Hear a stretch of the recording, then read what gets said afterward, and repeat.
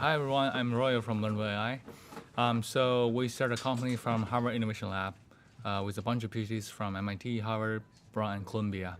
So we focus on deep reinforcement learning, where we use this technology to explain AI in different areas, and we chose education. So we are here to introduce our AI technology in music education, especially video and audio analytics can help the AI, can help the teachers and students become better when they're learning music and teaching music. Great, awesome. It sounds cool to me. Maybe you should tell us a little bit more about how it works. Yeah, so basically everything's very interesting from the beginning. So we start from the AI challenge that how or whether it's possible for a human to train AI to tutor a human with any prior knowledge of this new user. So it has been a very huge challenge before, and we believe nobody has ever solved the problem. So initially we tried about half a year and nothing worked. Later on, we turned to the technology of deep reinforcement learning, where basically we use neural network to kind of represent human behavior, and we learn policy and logic from predicting the behavior. So it's very straightforward in high level. It's like we predict, or our model predicts like what's going to happen in the next time step. When the user actually does that, we use the difference between his actual behavior and our prediction result to upgrade our model. So over time, the model will learn, well, this unique user has some specific policy or logic in his backend. So it will converge to personalization in the very end. So the more you use it, the more it knows about you. So the better the user experience becomes. So with that, we made a pretty impressive presentation at the educational track at Microsoft about 2015, and we kind of received a lot of attention later on. So, and that's the beginning of the company. So we started to do the market investigation and do some fundraising and product tuning from 2016 to 2017. And in 2018, we incorporated the company in January and quickly received some investment and hit millions in revenue. And also, we are now serving a few millions of daily active users every day. So yeah, that's about us. So what inspired you to start this? Originally, it's very straightforward. So there are three things that any of our decisions are after. The first one is anything we do, it has to be cool. It has to be fantastic, like nobody else can do. The second one is it has to be good, like socially good, second thing. The third thing is it needs to be scalable. So any amount of time and energy we invest in, the return has to increase. So with that three evaluation metric, we make our decision. So we believe that education matches the best because I'm originally from China. Mm-hmm. So in Asia, there's a very old saying, things like, if you teach somebody to fish, it's much better than give him a fish. So we believe that if we can successfully teach the next generation to become smarter, to learn better, to receive more knowledge, we are making this world much better in a good way.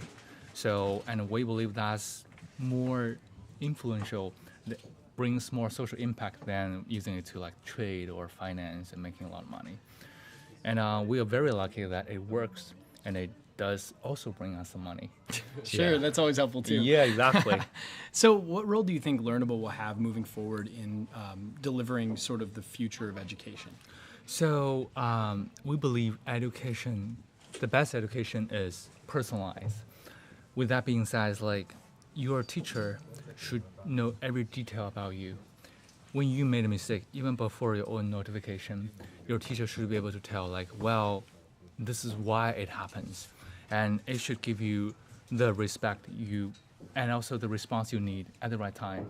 However, due to the fact that there's usually not that many teachers for each student, and the tutoring, personalized tutor is super expensive. So not every student can afford a good tutor, even in New York City or Boston, regardless of those poor countries or poor areas. So labor is very expensive, and we believe our AI can be a good approach. So we provide like really cheap or even free AI tutoring to any customer. So initially, the tutor is kind of a general tutor, but the more you use it, the more it becomes your personalized assistant. So it will give you very accurate feedback whenever you need it, and we're doing that for free.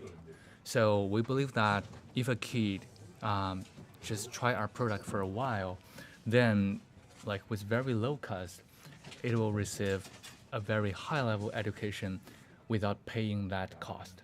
So we believe that, well, as long as we can still making money from the business commercial, like from the clients, big companies, big education companies, we'll use the money to keep investing in our own research and like doing good to more people. Yeah, it's great to have access to better and higher quality education and more personalized education as a core component of the reason that you do something. Because obviously you need to make money to be a business. Definitely. But hopefully also your motivation for doing it isn't purely financial, and it seems that's certainly not the case. So what brings you here today? Oh yeah. So about a year ago, I was invited to give a talk at the Berkeley, kind of a series of like technical thing. So I introduced the AI plus education and AI plus music, and it seems like that is kind of successful. So I receive a lot of like emails and phone calls, text messages like, wow, you guys are doing super cool. Can you give us some more details about what you want to do?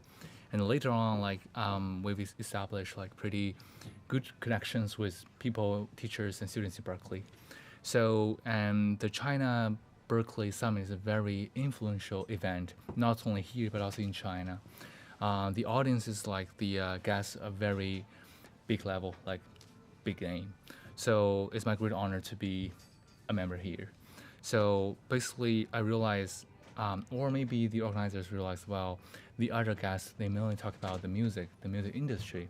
However, Berkeley is a school, so probably there should be something about how technology can benefit not only the industry but also the teaching, the education part, as well as like how technology can influence music in the future, especially artificial intelligence, and that's exactly what we do. So I'm very glad to share what we are doing and also what we believe is possible for music in the future.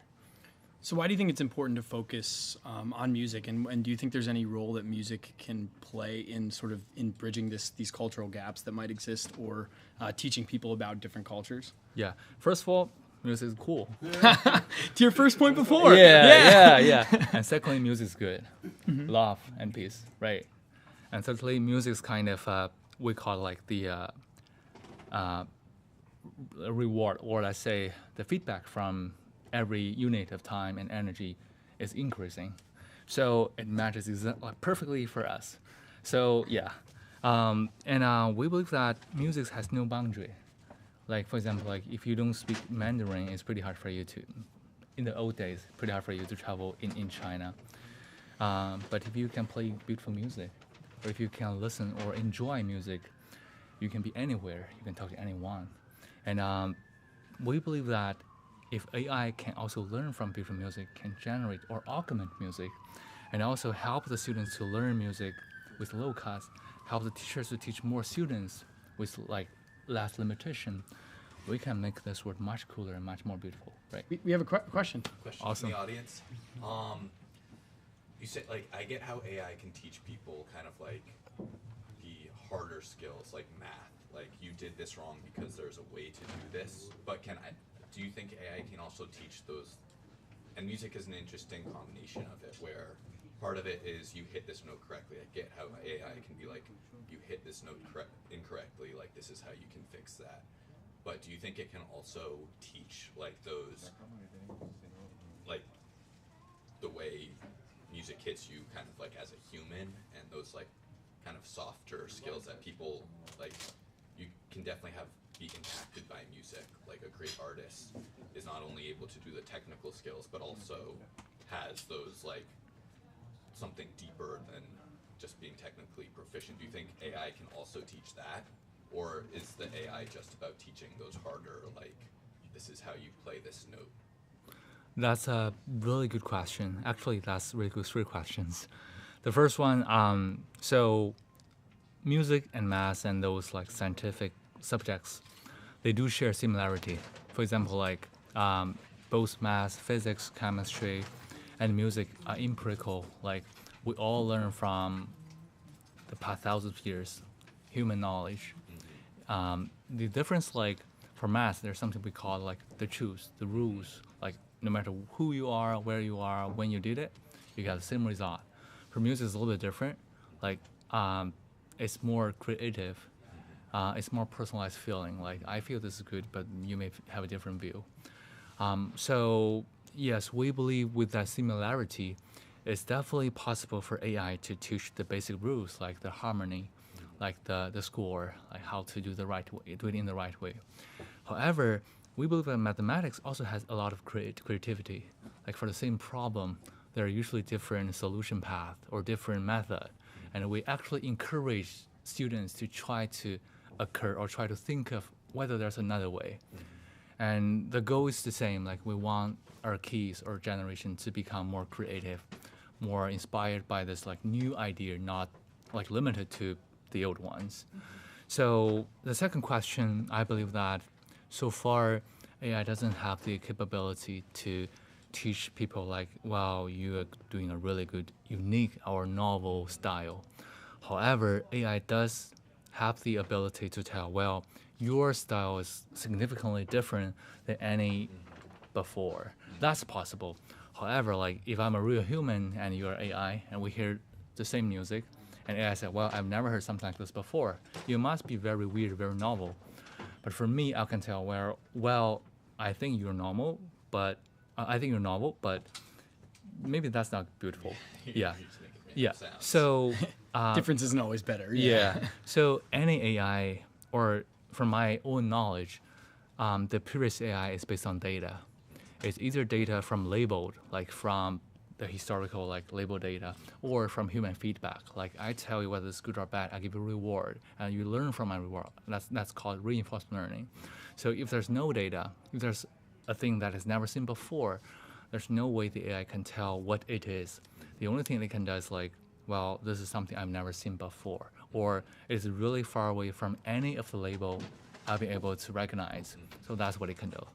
So we believe in the future that AI can generate a lot of music, but it all based on the learning or the knowledge of previous human knowledge. So yeah, from the high level, AI can definitely benefit a lot, both in like traditional education like math, physics, and also music. And we'll be very happy if we can contribute to that. So along those same lines, actually, how do you articulate how to people who might be a little scared of the future in terms of AI's capabilities and where it might play in terms of interpersonal discussion and life and in work and things that people are passionate about, like music and the production? For instance, if AI can start producing music, what role might people play? How do you help sort of assuage those concerns for people that might be scared about Yeah, AI? I love that question. Thank you so much for asking that. I want to answer in two different views. The first one, a lot of the concern is about productivity. Like if AI can replace a lot of human labor, then a lot of people will lose their jobs. What will happen? If we look at the history, we realize that, well, if there are new technology revolution, a lot of people will lose their work. However, the total population and the total social property, they have not changed. And because of the new technology revolution, the total productivity, the total property has increased a big amount. So on average level, everyone is now having more than before. But there are some people, because they lose their job, they have to find a new way to feed their family.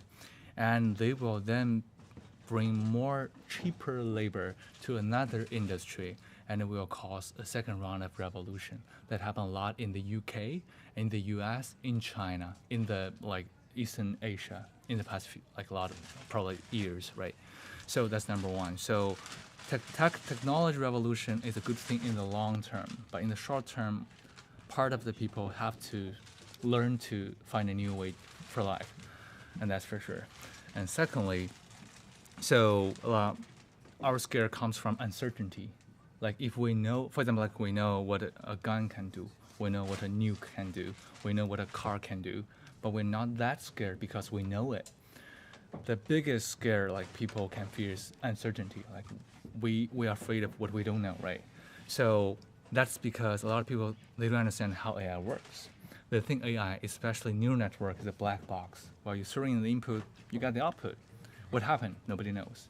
So that's exactly why we do explainable AI.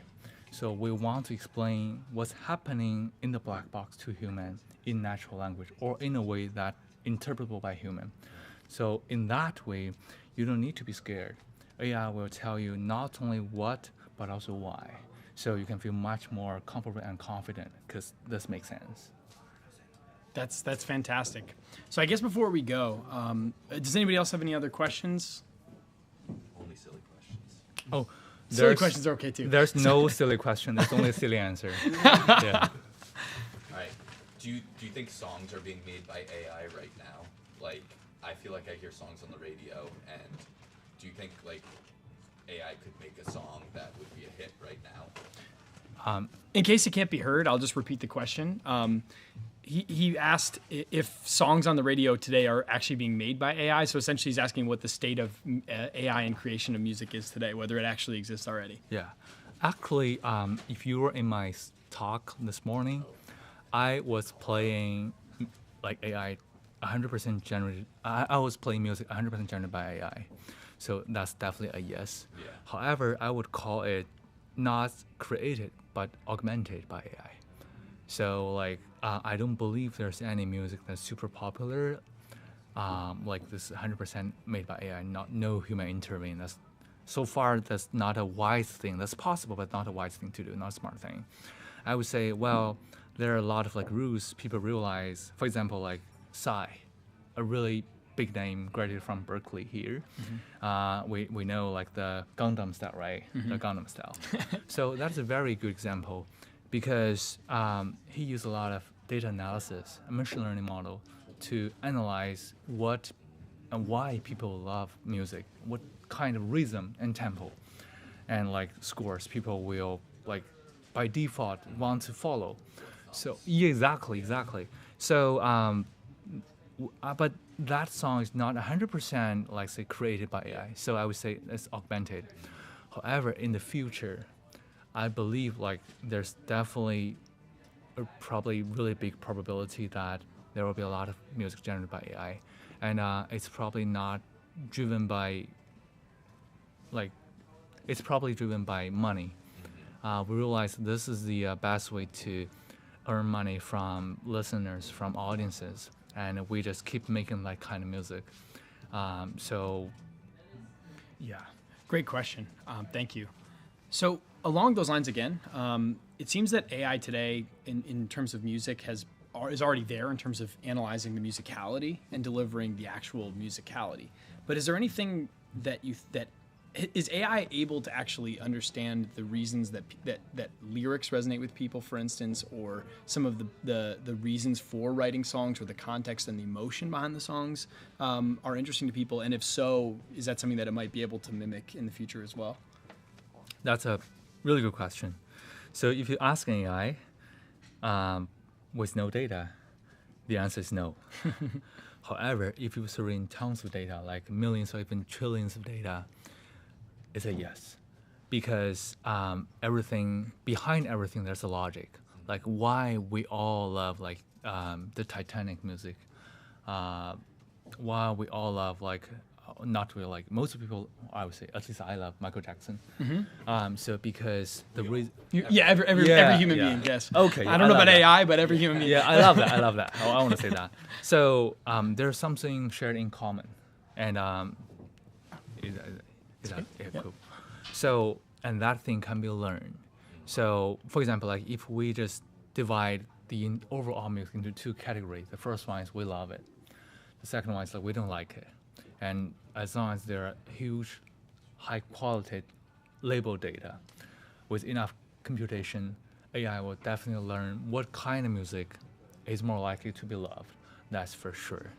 And if we use deep neural network, or I would say if we use the technology that we are familiar with, like the deep reinforcement learning, we can even tell what's the logic behind those labels. Like what's the thing shared in common between those loved music.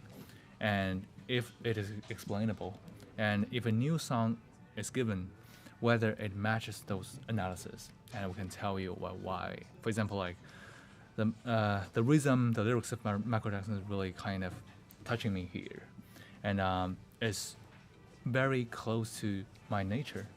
So when a similar song arrives, it reminds me of the old beautiful days I had. So that's similar thing to AI. When new song arrives, if it has similar feature of the old beautiful songs, it thinks, well, you have a higher probability because in the space of feature, you are closer to this labeled good ones than the other ones.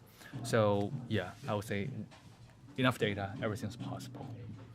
So I know this is a hard question to answer, and I won't hold you to it in 5 years, but taking into account all of the advances in different technologies like AI, what do you think music will look like in 5 years' time? Oh wow.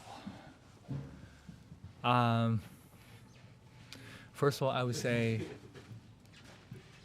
everyone can have a opportunity to quickly create his own style with the help of AI, like the drop the beat and give the lyrics. We have those material tools definitely happen in the future. And secondly, with more fast and more accurate personalized advertising, music can be delivered to the best audience immediately, instantly, much more accurate.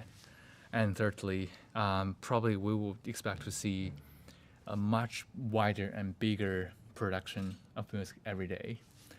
However, from the negative point, I'm not a music expert. I think it would be harder to find people that really love music and care really little about money. So I believe sometimes you need to concentrate and deep down, like just stay there, love the music regardless of everything else, and you generate great work. But in the future, because the tools are very popular and mature, then you realize, well, it's pretty easy for it to make money from just quickly getting something done. Then it'd probably be more challengeable to find really good ones. Yeah, that's my feeling. Sure. And just take a step back and to talk more on a personal level as well. As somebody who has really been very successful, at least in the beginnings of this movement and this company, in articulating your vision, for people out there that might have a vision or something that they're working on, whether it be music or a company of their own in AI, do you have any recommendations for people about how they can basically either provide the motivation or get their message out there for things that they believe very strongly in? Well, if you're asking about what we want to say or my feedback about people who want to start a startup, I would say choose the thing you really love, choose the thing you believe is correct, and do it and never give up. And secondly, well, if you want to do some sort of music, you need to know who's your customer, who's your client. You need to know what they really need, and you need to bring real value to them. So from my understanding, I'm still at a very early stage at the company. So we're not as successful as the big names, the audience who came here today. But I have a faith that, well, if we can successfully continue to bring value to our customer, to solve their real problem, to bring good things for our clients and customers, then there's no reason like we'll fall. So yeah, so that's very straightforward. For AI, it's a little bit different. So from my own understanding, the smartest people in the world is studying AI. And so you need to be learning really fast. You need to be super creative and also working super hard. And also you need to have the source of data. You need to find the right way to turn a technology into product, then bring the product to the market. Find the audience, do the pilot, finish the POC, then generate money. So I think 99% of the company probably cannot finish that. Yeah. But sorry. So if you believe that you are doing the right thing, bring the real value to the correct people, then you have a really high probability to be the 1%. So that's my takeaway. Yeah. Yeah, I think that's a good one, right? I mean, I think especially the process of empathy towards customers and actually creating something that's not just cool, although it has to also be cool. Yeah. But also something that actually really helps people. Yeah. I think is something that is really hard, and also that process of taking it from an idea and really executing on it is oftentimes a lot about basically bringing people into your world and making people also believe in your vision. Whether it be because it already exists and you're tapping into that existing belief, or whether it's because it's pushed out differently. And so I think that's really interesting and great advice. Thank you so much. So what's a good way for anybody who out there who wants to learn more about Learnable and about you to get in touch with you, or to interact with you, or to learn more? Awesome. So please log on to, or please just browse Learnable.ai, that's our website, or send an email to contact@Learnable.ai, and you can find me. Also, I'm a PhD candidate at Brown University. My advisor is Professor Michael Lippman, so you can shoot us email as well. Awesome. And I'll put it in the show notes as well so people can find thank it. you. Yeah. Find it easily. Yeah. Awesome. Royal, thank you so much. Thank you. This was really great to learn more Yeah, about me Learnable. too.